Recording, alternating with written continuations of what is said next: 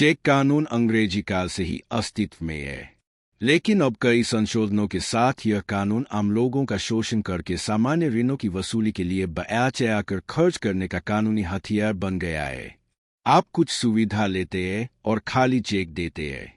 विभिन्न आर्थिक समस्याओं के कारण आप उसे चुका नहीं पाते और वह व्यक्ति चेक में ब्याज आकर रकम भरकर आपके खिलाफ वसूली का मुकदमा दायर कर देता है। चूंकि चेक आपके बैंक खाते से है और आपने उस पर हस्ताक्षर किए, इसलिए कानून के अनुसार आपको उसमें कोई भी रकम भरने की अनुमति है। अब आप यह साबित नहीं कर सकते कि रकम बयाई गई है या बहुत ज्यादा है, क्योंकि चेक कानून दस्तावेजों को लेकर अनुमान और छोटी आपराधिक प्रक्रिया प्रदान करता है। ऐसे कई तथाकथित कानूनी विशेषज्ञ हैं जो बिना यह समझे कि चेक मामले में ऐसे बचाव से सजा मिलने की पूरी संभावना है, कई तरह के बचाव के तरीके सुझाते हैं। क्योंकि आप किसी भी ट्रायल कोर्ट में जाएं और पाएंगे कि 90 से 90% से ज्यादा मामले आरोपी के खिलाफ ही तय होते हैं। ऐसे कई विशेषज्ञ सुप्रीम कोर्ट के फैसलों का सुझाव देते हैं। ऐसे अधिकांश निर्णय दो न्यायाधीशों के निर्णय होते हैं, जो कि ओबिटर डिक्टेट होते हैं तथा किसी विशेष मामले में दिए जाते हैं तथा किसी अन्य मामले में उनका पालन करना अनिवार्य नहीं होता। यहाँ तक कि वे ऐसे निर्णयों को पढ़ते तथा पूरी तरह समझते भी नहीं है तथा यहाँ वहाँ से एक दो वाक्य उठाकर निश्चित जीत का सुझाव देते हैं। 2024 में दत्तात्रेय मामले में सर्वोच्च न्यायालय के निर्णय का उदाहरण ले। अभियुक्त को हाथ से ऋण लेने के मामले में बरी कर दिया गया था। इस निर्णय का मुख्य क्रियाशील भाग यह था कि जब पहले की अदालतों के दो निष्कर्ष एक साथ हो तो उच्च न्यायालय हस्तक्षेप नहीं करेंगे, भले ही निचली अदालत द्वारा लिए गए तथा उच्च न्यायालय द्वारा पुष्टि किए गए कानूनी दृष्टिकोण के अलावा कोई अन्य कानूनी संभावना हो। लिखित शब्दों की अपनी सीमाएं होती है तथा हर चीज को शब्दों से नहीं समझाया जा सकता। ऐसा ही किसी भी कानून के साथ होता है। इससे किसी भी अदालती मामले में विशेष रूप से चेक कानून के तहत जीतने की अपार संभावनाएं होती है। प्रत्येक अभियुक्त किसी भी चेक मामले से आसानी से बाहर आ सकता है, लेकिन तथाकथित कानूनी विशेषज्ञों की अपरिपक्व सलाह से आकर्षित होकर, जो निचली अदालत में मामले नहीं चलाते हैं लेकिन केवल किताबी ज्ञान रखते हैं, आसान समाधान सुझाते हैं। अभियुक्त आकर्षित होता है और दीवार से बाहर निकलने की कोशिश करता है जो पास दिखती है और अपने बचाव में और उलझ जाता है। किसी भी विवाद में बचाव विफलता का पक्का नुस्खा है। बचाव के जरिए आप रणनीति का खुलासा करते हैं और इस तरह प्रतिद्वंद्वी को इसका प्रभावी ढंग से मुकाबला करने का अवसर देते हैं। जीतने के लिए अभियुक्त को जवाब देना सीखना होगा, न कि बचाव करना। जवाब देने से प्रतिद्वंद्वी आपकी रणनीति से अनजान रहता है और इसलिए प्रभावी ढंग से उसका मुकाबला नहीं कर सकता। यह आपकी जीत की यात्रा की शुरुआत है।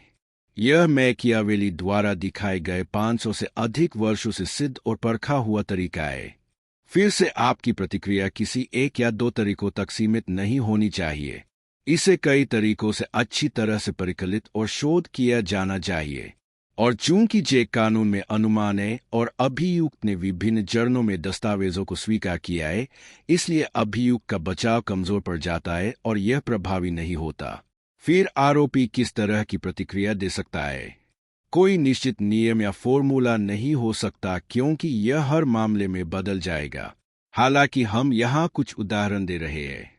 शिकायतकर्ता को अपने साक्ष्य को प्रत्येक साक्ष्य द्वारा साबित करना होता है, लेकिन अधिकांश मामलों में इसे प्रमुख प्रश्नों द्वारा साबित किया जाता है। अधिकांश समय साक्ष्य दिए जाने पर आरोपी या अधिवक्ता अनुपस्थित रहते हैं और इसलिए कोई आपत्ति नहीं ली जाती। इसके बाद विभिन्न चरणों में आरोपी दस्तावेजों को स्वीकार करता है, इसलिए यह सबसे महत्वपूर्ण अवैधता बिना किसी आपत्ति के रिकॉर्ड में चली जाती है। आरोपी किसी भी चरण में आपत्ति ले सकता है। हालांकि यह सबसे तकनीकी मुद्दा है कि आपत्तियों को ठीक से तैयार किया जाना चाहिए और अदालत के समक्ष प्रस्तुत किया जाना चाहिए। आरोपी को प्रमुख प्रश्नों द्वारा क्रॉस लेने का अधिकार है, लेकिन अपवाद के बिना सीधे प्रश्नों द्वारा क्रॉस लिया जाता है जो शिकायत को साबित करता है, और यहाँ तक कि शिकायत में विभिन्न दोषों को भी आरोपी द्वारा ठीक किया जाता है।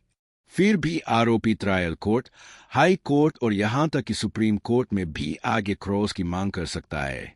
इस अधिकार के पीछे मुख्य सिद्धांत यह है कि उचित और न्यायपूर्ण निर्णय के लिए अदालत के समक्ष सर्वोत्तम साक्ष्य प्रस्तुत किए जाए। आरोपी का एक और सबसे महत्वपूर्ण अधिकार शिकायत में कानूनी गलतियों को इंगित करना है। शिकायतकर्ता को शिकायत में दिए गए तर्कों से परे सबूत पेश करने की अनुमति नहीं है। अधिकांश समय आरोपी द्वारा इसे अनदेखा कर दिया जाता है और शिकायत में दिए गए सबूतों के आधार पर दोषी ठहराया जाता है। आरोपी पक्ष द्वारा की गई एक और सबसे महत्वपूर्ण गलती सीधे सवालों के जरिए क्रॉस लेना है, जबकि उसे प्रमुख सवाल पूछने और शिकायत को गलत साबित करने का अधिकार है।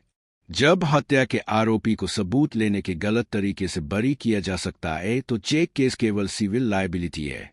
अधिकांश कानूनी विशेषज्ञ जो क्रॉस एग्जामिनेशन के लिए वीडियो बनाते हैं वे सभी सीधे सवाल करते हैं, लीडिंग सवाल नहीं। क्रॉस में एक भी सीधा सवाल करने पर सजा हो सकती है। लाखों में से केवल एक व्यक्ति लीडिंग सवाल करने के तरीके और उनका इस्तेमाल करना जानता है। लीडिंग सवालों की अवधारणा शुरू से ही कानून की किताबों में है। वर्की जोसेफ जजमेंट का पालन पूरे देश में पिछले 30 सालों से किया जा रहा है।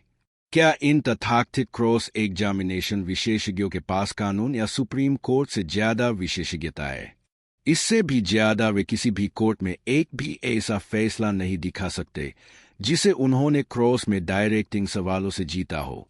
किसी भी मामले में आरोपी के हाथ में इस सबसे महत्वपूर्ण अधिकार का लाभ उठाए और कानूनी तौर पर इससे बाहर निकल सकते हैं। जवाबी हमला सबसे अच्छा बचाव है। यह भ्रम और रहस्य पैदा करता है।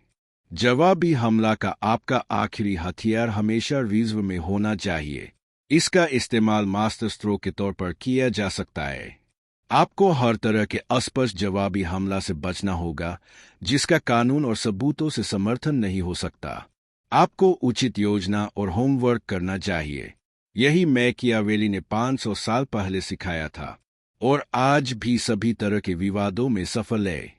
यदि आप किसी चेक मामले का सामना कर रहे हैं तो आप कानूनी रूप से बहुत आसानी से इससे बाहर आ सकते हैं यदि आप उचित कानूनी तरीकों का पालन करते हैं जो आपके कानूनी अधिकारों के रूप में आपके लिए उपलब्ध है।